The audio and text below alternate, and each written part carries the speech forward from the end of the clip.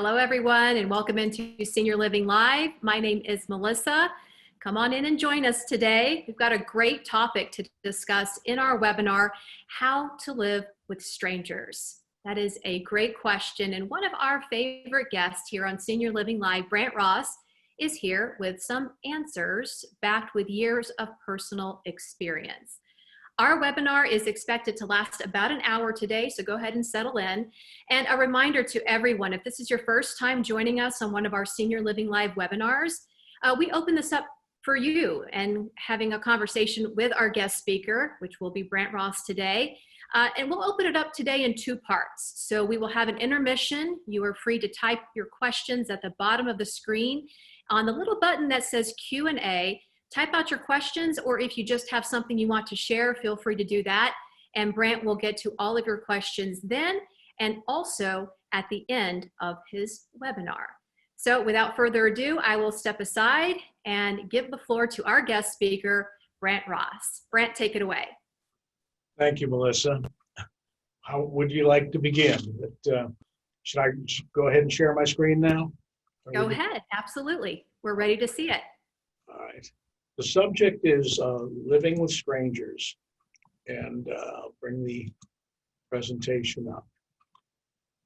And this program was prompted by the fact that when my wife and I moved to a senior residence, actually 6 years ago this week, one of the comments we heard is that how difficult is it to begin living with a group of strangers? And that kind of really interested me. And the more and more I thought about it, the more I thought that this is probably a subject that concerns a lot of people. This is a program I've done for new residents regularly here. I saw that this, I think, identifies a lot of issues that everyone is concerned with. So let me go ahead and begin the story of living with strangers. It's about moving to a senior residence. And I'd like to give you an update. We all know about the severity of the coronavirus and its impact on senior residences, assisted living facilities, and nursing homes. Because we are the vulnerable population, we can easily pick up the virus from innocent contact, usually staff, outside aides, or visitors. Continuing with the update, visitors are not permitted. All packages and shipments are held for 24 hours. They're sprayed and cleaned and then delivered to our apartment. Groceries that we order are delivered to our apartment. If you leave without permission, you may not return. I mean, that's pretty much matter of fact. Testing is done frequently. Everyone is wearing masks. Very gradually, restrictions are being eased. Group activities are being held, maintaining the social distancing and masks. We are receiving family visits under a scheduled plan. Meet outside or we meet in the lobby, socially distanced, of course. We're in the process of discussing group dining, and I expect that'll be introduced soon. We test regularly. A few staff and outside aides have tested positive and were restricted from entry until they had 2 negative tests.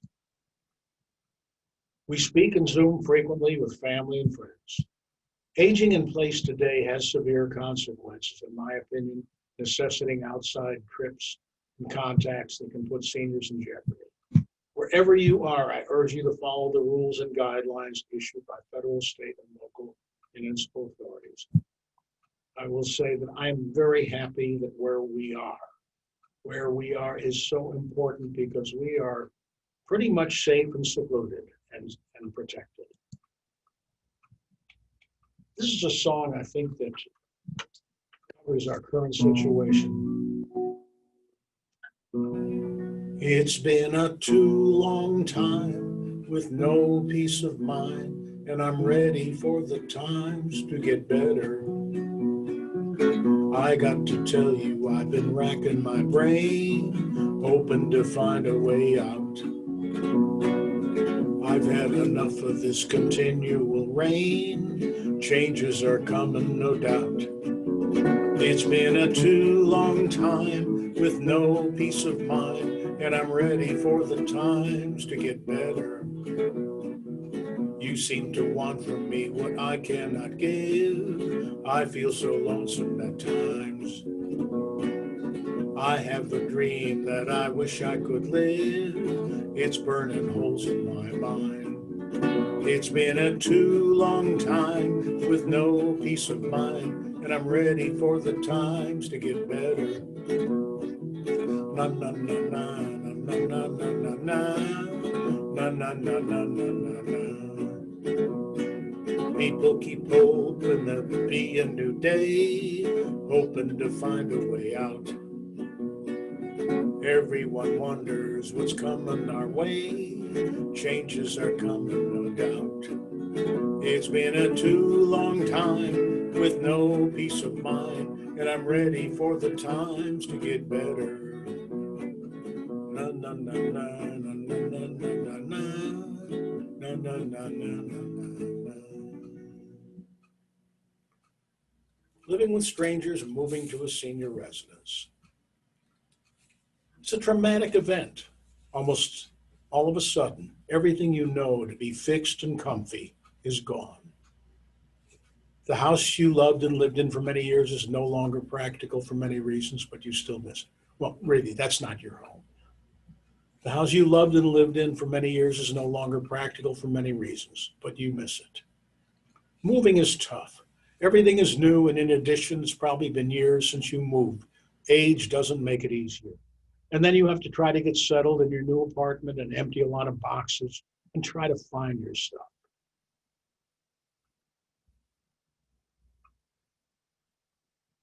Some suggestions. Ask for help from your family and friends or staff from the residence. They may not be able to do everything right away, but that's okay. I think the most important thing is if you get your bedroom set up, everything becomes a little bit easier because you know you have your nest to go to at night. Living with strangers. Important message, in my opinion, in this program is that this is not the first time you live with strangers. Remember when you first went to kindergarten?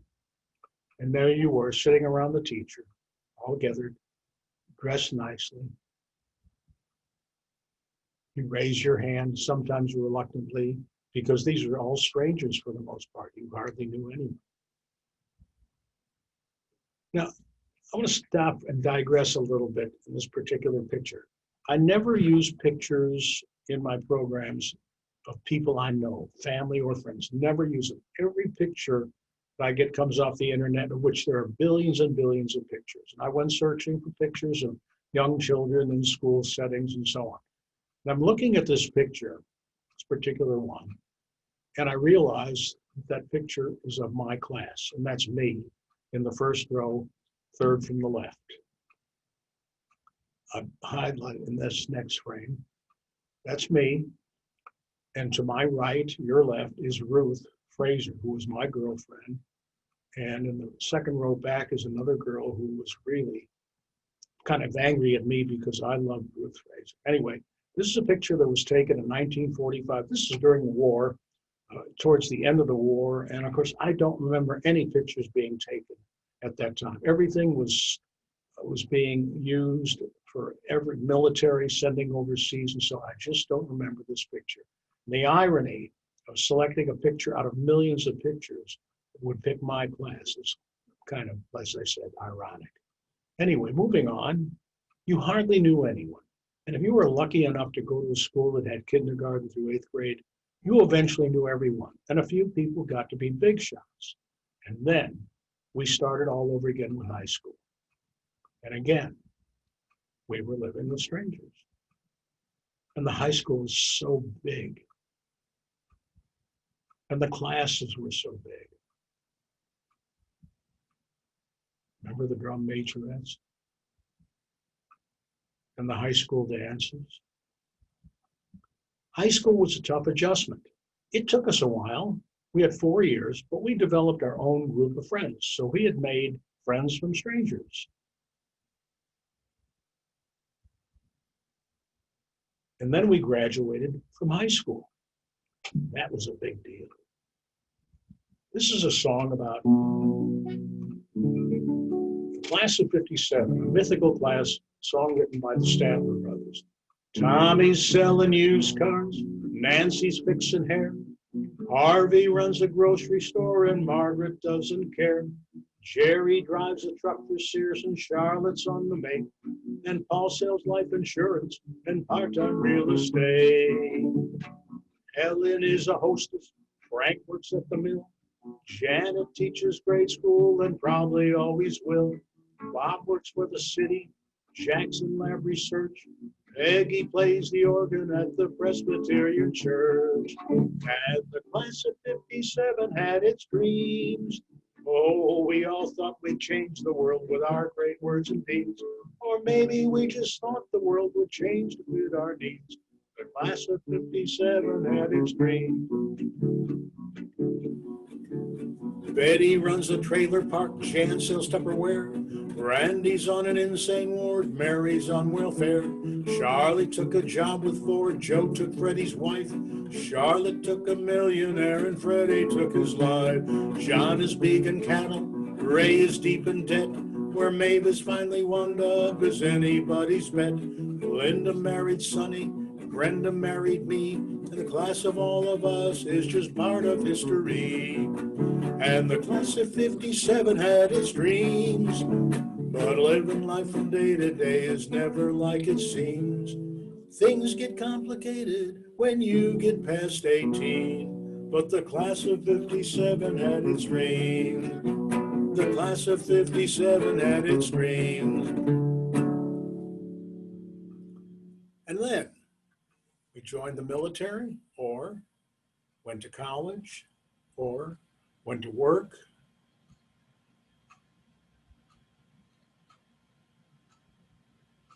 Started our families.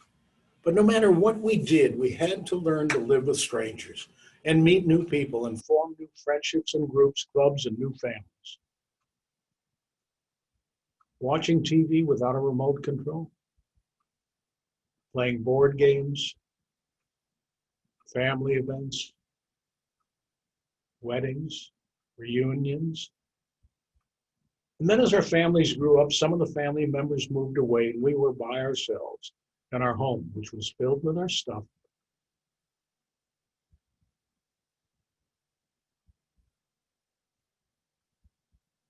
And now we are here in our new home with just some of our stuff, trying to get adjusted to our new home and living with strangers. There are a lot of nice people here. There's also a lot of nice staff members. If you need help, ask for it. Try to meet new people. Go to different activities, try new ones. It's important to keep learning new things. Learning and meeting new people and finding new friends is what makes the senior experience meaningful.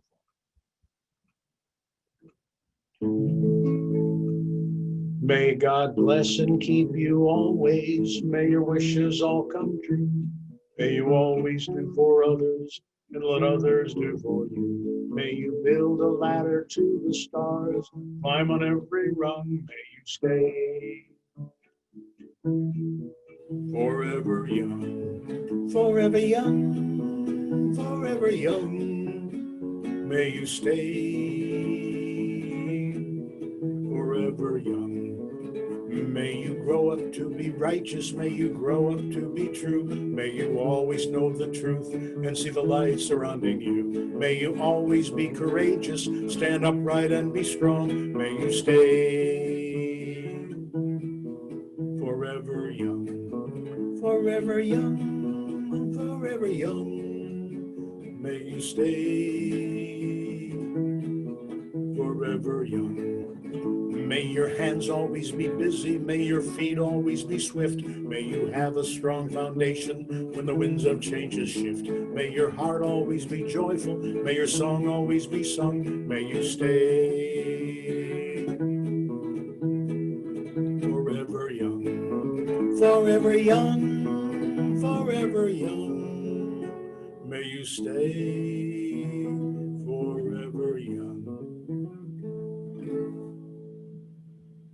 Try some new activities. Skydiving, mountain biking. I don't know what that thing is, but I don't want to be in the same ocean with it. Mountain climbing, no, okay. Hula hooping, okay, maybe this would be better. Card games with friends. I think that's Jumbo. And exercise. It's intermission time, folks. Let's take a break, unmute everybody, and I'd love to hear your questions. Great job, Brandt. We appreciate that first half of your webinar, Living with Strangers. So far, excellent information. And we have just sent out a notification to everybody to go ahead and send in their questions that they may have for you here. So Brandt, one of my questions that I know I have, and you and I had this discussion last week, but how are you able to, part of moving into senior living, you have many choices to make. And some of the choices, one of the biggest choices is, what's the vibe of a place? How does this place feel? How did you and your wife, Ginny, go about finding your senior living community that you currently live in on that end? What did you glean from your search? Well, of course, obviously it was 6 years ago and we were not in a pandemic, so we had more flexibility. But interestingly enough, we did very much the same thing that people I recommend do today. And that is the fact that there's so much that you can do using the internet. I think the determination for everybody, the first one is that people are here in Atlanta usually for a reason. It's usually because there's connection here. In most cases, family connection. If your family lives in southern Atlanta, you probably don't want to be in Roswell.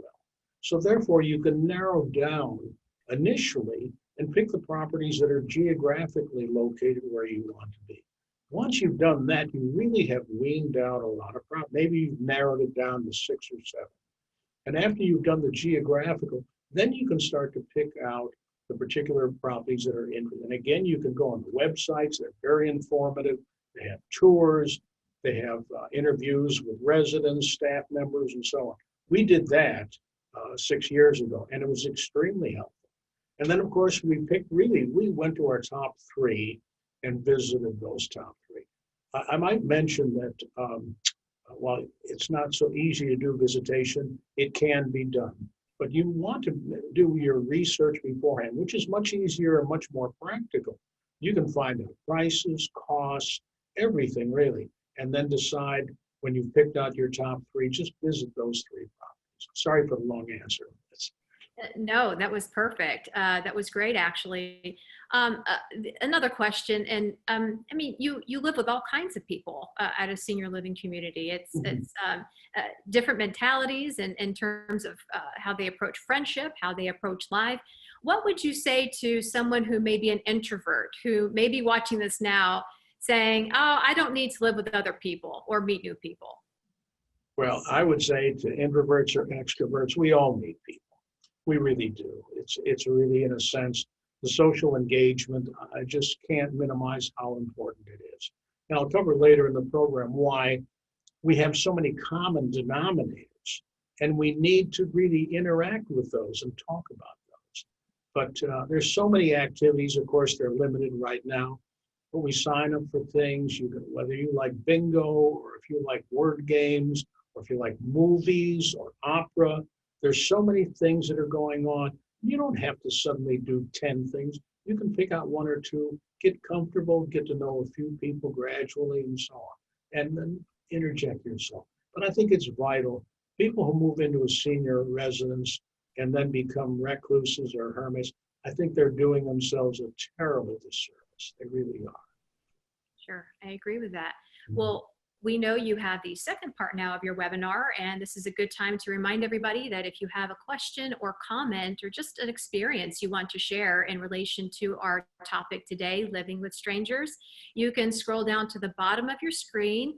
There is a button that says Q&A, and you can type out your questions or your comments you have for Brandt, and we will get to those at the end of the webinar.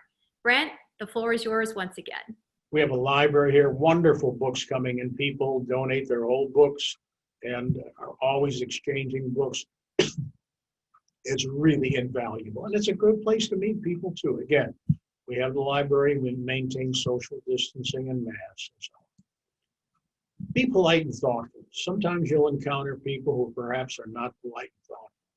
And I know you remember back in grammar school, high school, and at work, those people were always there. The most important thing to remember is being with people is the greatest health benefit for seniors. When we need help or when others need help, we provide the greatest resource, friends. Let me digress for a moment. My grandmother, what a lovely lady she was. Her husband died fairly young, sadly, but she lived with us for many years. It wasn't until long after her death that we found her diary. And this is just a quick extract from her diary. In 1905, my grandmother's family was living in Louisville, Kentucky. Her father was a salesman and moved the family frequently from Chicago to St. Louis back to Louisville. Wherever he could find a job, he was a salesman in men's clothing stores or haberdasheries. He accepted a job in Muskogee, Oklahoma, and he moved the family there. In 1905, Oklahoma was not yet a state. The following is a quotation from her diary. Quote, "Father explained that our house was not yet done and we would be living with a Cherokee Indian family. Imagine my mother's fears, her two daughters in this wild country. But she carried on, again the golden rule. These people must be good. They were God's people too." Unquote. Many tears were shed that night, but the next day we unpacked and made the best of the situation. Cattle and horses were plentiful. The Cherokee family were beautiful people and educated. We lived with them for 6 weeks and enjoyed every minute of this carefree life. Many times during the course of the period of time they were there for over 2 years, she would always talk about how wonderful and nurturing and intelligent they were. And how, in many cases, I believe it shaped her life.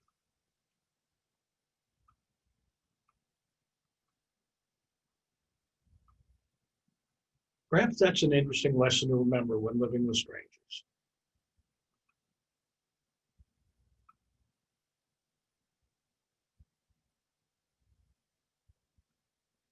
If you think every meal should look like this, think about what greeted our ancestors at Ellis Island. They'd been on board ship for, who knows, for weeks, maybe months in some cases. Never had a hot meal, and they would get to Ellis Island. This would be the first hot meal. Can you imagine how miraculous that was? They were all fleeing something.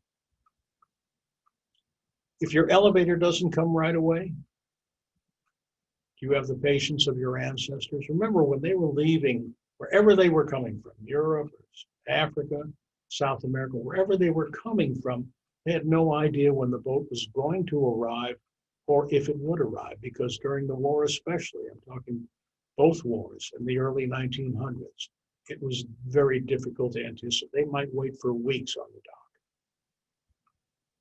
And if your dinner isn't perfect or is late, you didn't yell at your mother because something was late? I don't think so. If you expect everything to be perfect, your expectations will not be met and you'll be unhappy. It's important to remember, everyone here was new at some time. Everyone here may have an illness, a handicap, or some problem. We should be patient and remember that while we're living with strangers, we have a common purpose. We're part of a community. The important things are you are in a safe place. Help is always available. This is your home and you're a member of the community and sharing with others. You'll be as happy as you want to be and as busy as you want to be. It's nice to be cared about, nice to be caring about others. A few of my personal suggestions. Most seniors have hearing issues. It's important to address these to enhance your living and your experience. If your hearing aids are not working, do something about it. Don't give up. Seek help from a specialist. It's important for you, your family, and your new friends. There are many activities. Be sure to review the monthly activity schedule, the weekly schedule, and the many special events that are featured in flyers. Also, the weekly menus are distributed so you can have a meal preview. Meeting people. When you're in a group of strangers, I suggest approaching someone asking, "I don't believe we've met. My name is, what's yours? Are you a native Atlantan? Do you have family here?" And you'd be amazed how many connections we have with family members. Many family members know each other. It's really interesting. It's just another one of the common bonds we have. Everyone has a story. One of the most wonderful aspects of living here is learning the stories of our neighbors. Learning these stories before we read them in the obituaries is so important. Some of the stories are amazing. And you have a story, so do they. Learning these stories enables us to understand how much we have in common. Our families coming to this country, how we made our way, and how we worked, where we lived, etc. People will forget what you did. People will forget what you said. But people will never forget how you made them feel. Remember, we are from the greatest generation or the silent generation. Many of us were not alive, of course, during the Great Depression and when the crash took place, but our families went through that. We survived the Great Depression. Soup kitchen lines, it's terrible. There was no support system. There was no way to feed your family if you lost your job. And the Hoover Towns were named because President Hoover was president at that time and was blamed for the Depression. So when people lost their homes, either for defaulted mortgage or couldn't pay their rent, they'd build these little tiny shacks, sometimes out of tin or cardboard or whatever they could find to assemble this little shanty. And of course, they were called Hoover Towns. After the market crash in 1929, banks began to fail after the crash when farmers defaulted on loans. Because there was no federal deposit insurance, people started to take money out of the banks. As the deposits taken out of the bank increased, the money supply decreased because the money multiplier worked in reverse, forcing banks to liquidate assets, such as calling in loans rather than creating new loans. This is a song that I remember hearing during the late Depression, but this was the most popular hit song by Bing Crosby, sung in 1932.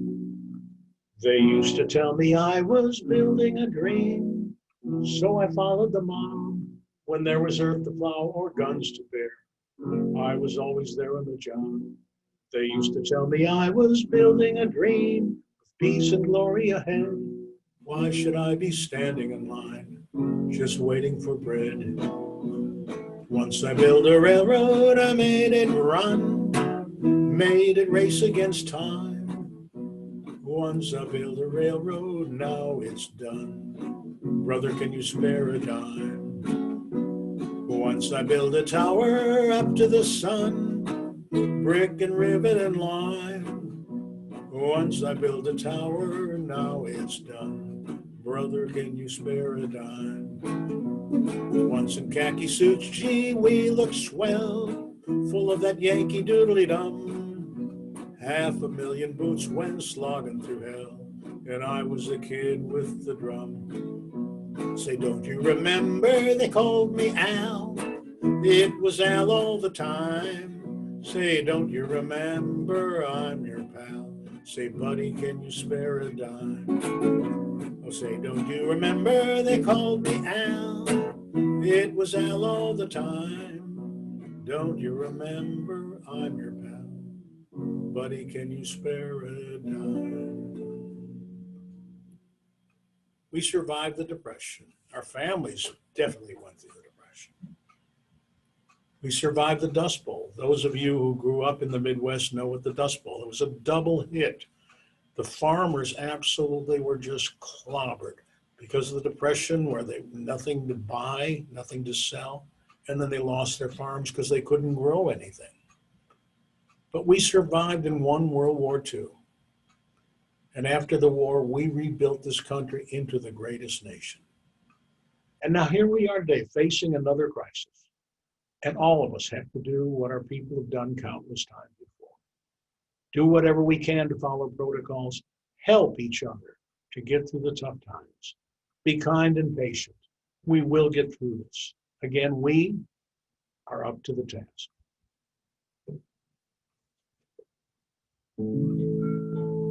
Come and take a walk with me through this green and growing land. Walk through the meadows and the mountains and the sand. Walk through the valleys and the rivers and the plains. Walk through the sun and walk through the rain. Here is a land full of power and glory, beauty that words cannot recall. Oh, her power shall rest on the strength of her freedom. Glory shall rest on us all. from Colorado, Kansas, and the Carolinas too, Virginia, Alaska, from the old to the new, Texas, Ohio, and the California shore. Tell me who could ask for more? Here is a land full of power and glory, beauty that words cannot recall. Oh, her power shall rest on the strength of her freedom. Glory shall rest on us all, on us all. Clarification. I am not selling anything. My mission is to get you to do something and not procrastinate. If I can be of any help along the way, please feel free to reach out to me. If you wish, I'd be happy to recommend trusted providers with whom I've worked. This is the end of the presentation. I'm happy to answer any questions I can. You have my contact information there.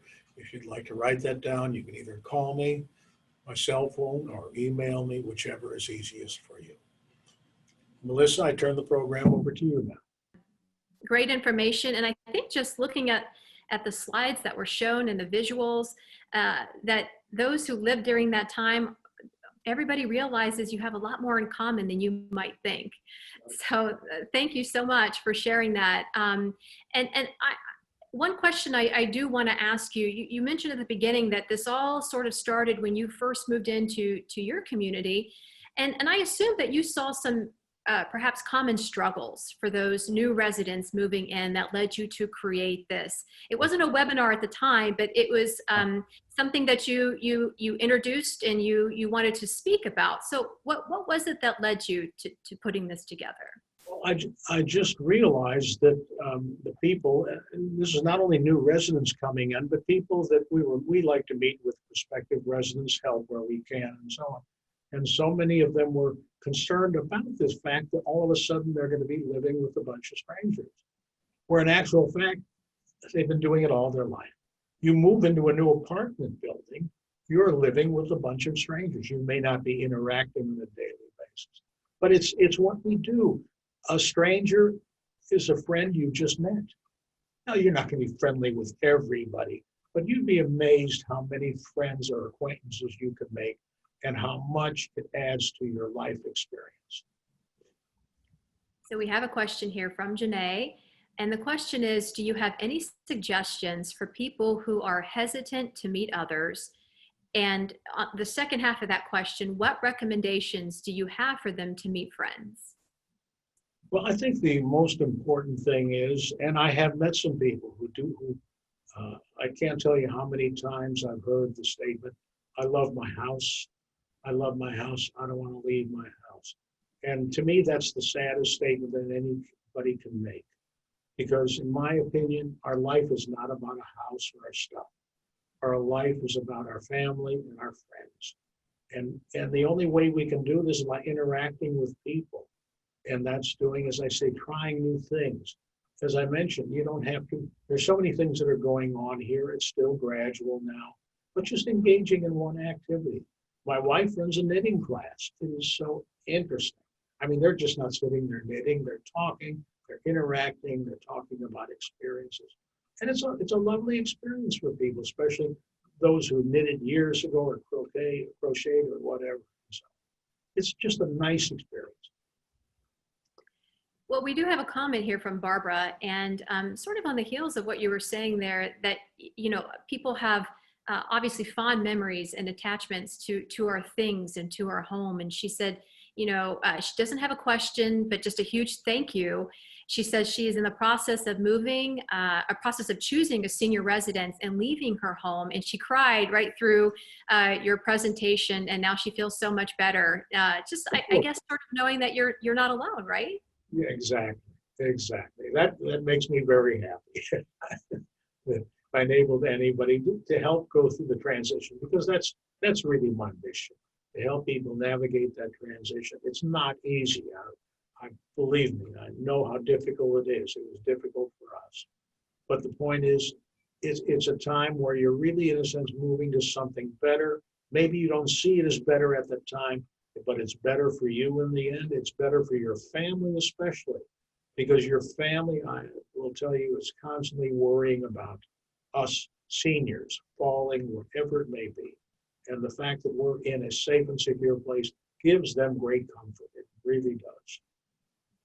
And there are those two words, right? Safe and secure. And it seems like there are, and we've had this conversation before, Brandt.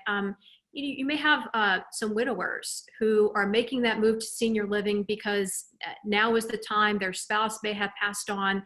And this is a whole new experience for these individuals. What can you share that could maybe help somebody who is in that process? Well, it's the most difficult. And I think that the most, let's put it this way, in trying to reach out to people, I feel very partial to the widows and those who've experienced, whether the loss was 5 years ago or 5 weeks ago, it's still a loss in their life. And moving here perhaps makes them more aware of it. But by the same token, this gives people new bonds to form, new ties, new relationships. And I can't help but stress the commonality that we have. You would be amazed what things we find. I mean, just you and I were talking last week, and I talked about Muskogee, and here you are from Muskogee, and that this is the type of thing that we find when we interact with people, especially obviously our peers. We find we both lived in Chicago or whatever it may be. And those are the things that rekindle your interest and your enjoyment in conversation and interaction. Now, this might be a silly question, but do you find that some people might get a little rusty on that end in terms of making new friends when maybe they have a big family and they really haven't had the need to go out and make new friends, and all of a sudden they're thrust into this position where they're kind of by themselves? Do you find that tends to be the case? Oh boy. Well, you touched on the thing that I mentioned in the last webinar, which is one of the hazards of aging in place, because here's what happens, especially if it's in the case of a widow who stays in her home, gravitates to her stuff, her hearing, just like all of our senses diminish, hearing, vision, and so on. Plus that, the interactive skills deteriorate. So the longer you stay in that solitary, reclusive environment, the more you lose those skills, and it makes it that much harder. That's just one of the reasons why I encourage people, don't wait. The senior experience can be really a terrific one, but it's based on the socialization. It's not based on clustering around your stuff. Your stuff is your stuff. I love my stuff. Everyone does. But that's not what your life is about. And then going back to COVID, so these are hard times and we're all trying to navigate it the best that we can. But when you are maybe trying to help somebody to navigate that part of it, just one more thing on top of the big pile of things we've got to navigate. What are some of your suggestions when you have to be socially distant at all times? Great question. Two things. Number one, remember that you are safe and secure and being protected. You can't do that if you are living in your home. You're going to have to deal with outside people. You don't know what they've been, where they've been, what they've done, and so on. You have a service man, worker come over, whatever it is, you never know. You're not safe and secure. Well, obviously, it's not 100% guaranteed, but really, in a sense, our experience backs it up. We are safe and secure here. The second thing I think that's really most important is the fact that we are now in a situation where we have to adapt. The greatest thing is what we're doing right now is Zoom. We Zoom church services, synagogue services. We Zoom with our families every week. We Zoom classes. I teach classes at 7 different venues on Zoom. Are they perfect? No, but it's wonderful. We have schmoozing, class discussions, and so on. People talk like we're doing today. It's really our window to the world, and it maintains the socialization. No, it's not perfect, but it sure is pretty good. Yeah, and more thing I want to hear from you on that end is you feel that the senior living community you currently reside in with your wife is the safest place that you could be right now, right? Yes, absolutely. Absolutely. I And mean, why is that? I was just going to say our children have offered, to come live with them and so on. I don't want to expose them to that for any reason. I want them just to know that we're in a safe and secure place. The Renaissance sends out weekly newsletters, gives us up to date on whatever is happening. So I send them on to our kids so they know that we are being protected. And that's what their primary interest is. Sure. As always, excellent conversation, food for thought, how to live with strangers, the topic today.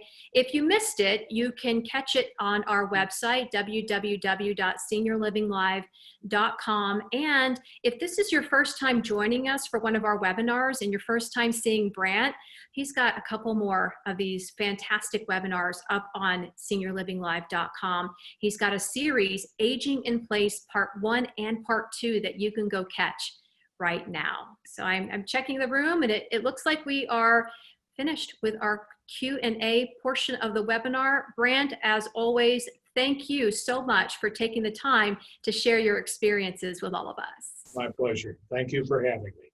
Thank you. And we thank you for watching and for being a part of our conversation. As always, have a great day, everybody.